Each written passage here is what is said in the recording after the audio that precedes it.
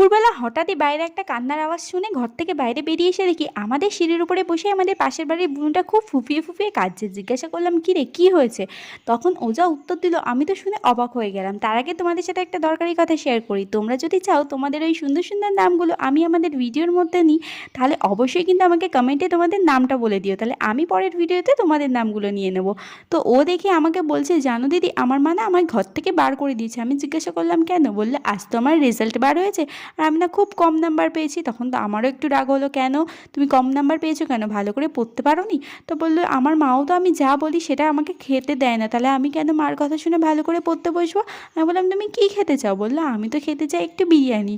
বললাম, ঠিক আছে, আমি তোমায় আজকে বিরিয়ানি না পারি, একটুখানি চিংড়ি মাছ আর সয়াবিন দিয়ে পোলাও খাওয়াতে পারি। তো চলো, আমাদের বাড়িতে তো ওটাই রান্না হয়েছে, আর আমাকে কিন্তু প্রমিস করে যেতে হবে যে পরের বার থেকে খুব ভালো পড়ে খুব ভালো রেজাল্ট করব। তো ও তো খেয়ে খুব খুশি হলো আর আমাকে যাওয়ার সময় প্রমিসও করে গেল।